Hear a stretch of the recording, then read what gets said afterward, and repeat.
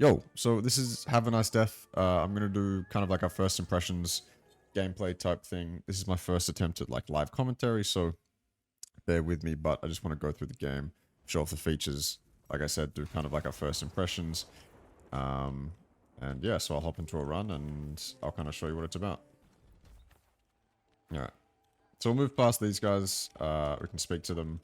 Again, there is story in this game. Haven't paid attention to it, just don't really care about that. And now the game starts. What I will say is that the combat is pretty satisfying. It plays really well on mouse and keyboard, which is always good. I love that. One thing I will say as well is this dash, which is kind of a little bit of a unique dash compared to what I'm used to. So say like in Rogue Legacy 2, the dash doesn't really, it doesn't go through projectiles, but in this one it does. And that leads to some interesting kind of boss fight dynamics as well as the opportunity, well, I didn't dodge that one, but as well as the opportunity to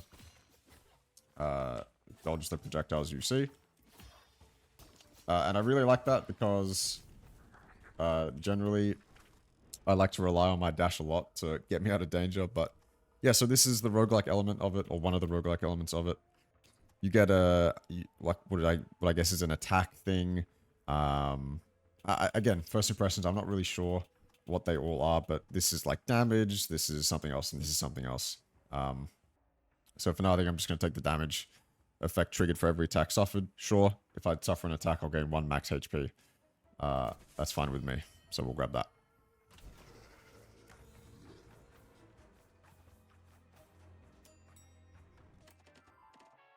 Another element, of course, is choosing where you get to go. I said this before, but I think the best roguelikes let you choose where you want to go. So you can go to a hazardous floor. This is like a puzzle floor. Get a new weapon, and this is kind of like a currency. You'll get a currency after completing that floor. But I want a new weapon, so. But this is the bulk of the game, of course. I'll see if I can show you a boss fight, but yeah, the combat feels really satisfying. It's actually really nice to slash these enemies apart. It feels really good. I wish I had a better weapon here. But unfortunately I don't. A better weapon would be a lot easier to kill all these guys, because a lot of the weapons give you like AoEs and things like that.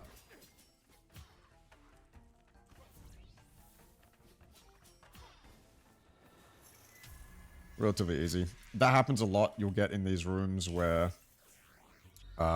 you'll be blocked off, and then a lot of the enemies will just surround you. Alright, so here we go. We get to choose a new weapon. Unleash a barrage of sharp daggers. I haven't tried this one before. So you get 2 weapons in the run, and you can see in the top left. This one does this. There you go. And I'll show off. One of the cool features about this game is that once you have filled up your little purple bar there in the top left, you get to kind of unleash like a more powerful attack based on whatever weapon you're wielding. So I'll see if I can show that off in this next stage. So if we hold down Q, it gives us this, and then if we press right click, it'll do that, which is like the unique special for that weapon, which I think is really cool.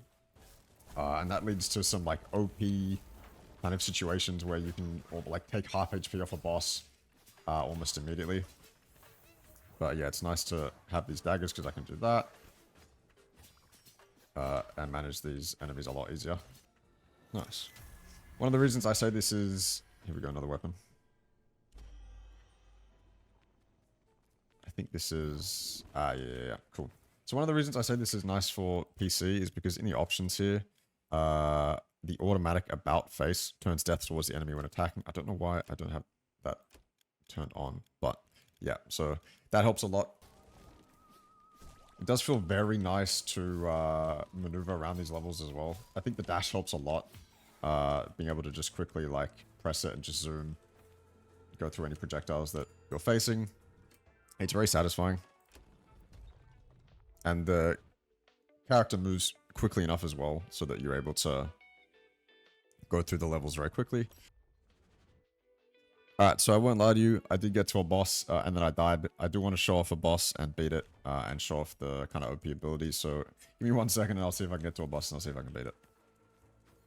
Alright, so this is going to be, this is like a boss floor. On the way down, you'll get the opportunity to fight managers or like certain people within like the company, I suppose, within the company of death. And this is one of those floors. So I'll show him off and I'll see if I can beat him. Usually these ones are the easier ones to beat, and then it's like the end of the floor bosses that are the harder ones, obviously.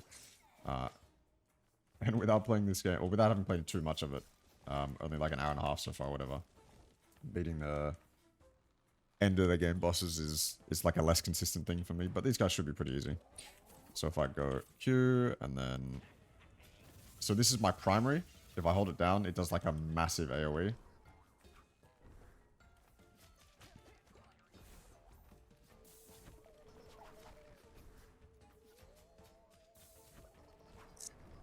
See if we can dodge these guys' attacks.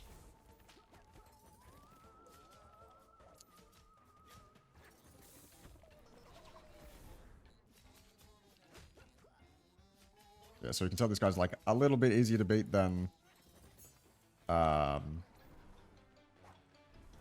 like an end of stage boss. Keep using the wrong one. There we go. So yeah, your primary does have like an ultimate, and it's that big AoE there. I know you can get different primary weapons, so like I know you can change the scythe to something else, and you can. I forget. I was able to look at the weapons I could get, but I haven't figured out how to unlock any of them yet or change to them. But yeah, you're not just stuck with the scythe for the whole run. So like I was saying before, once you get to a shop, you can recycle your weapon that you're not using for in-game currency. You can buy a couple different things here. You can upgrade the slots for the shop, buy a new weapon, pure heal, get some other things. This guy's kind of cool, but yeah.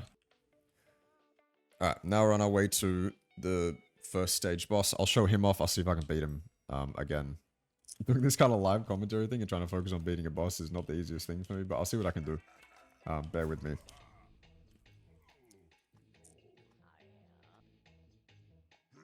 Brad.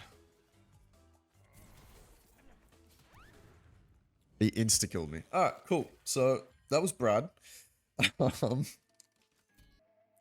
So towards, or once you finish the run, like I just did, you'll earn ingots, and I'll show you what you can buy with these ingots now.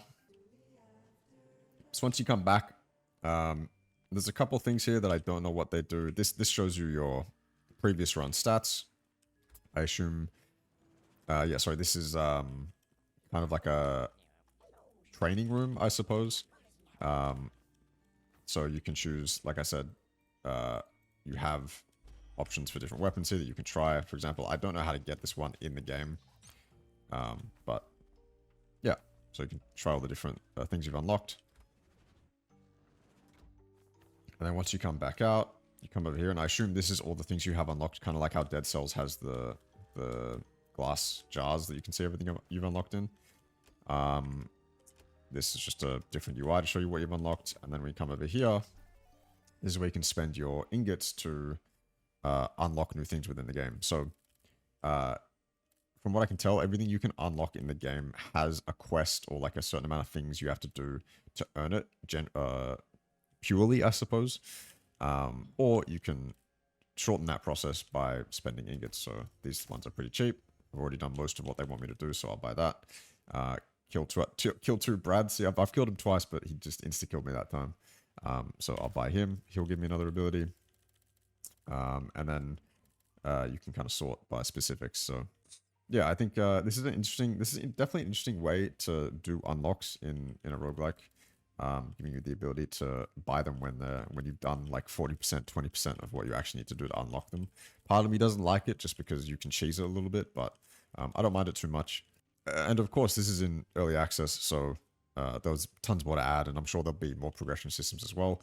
I haven't beaten the game yet, so I'm sure there's much more to progression and unlocks than I have currently. For example, I don't know what the hell this is.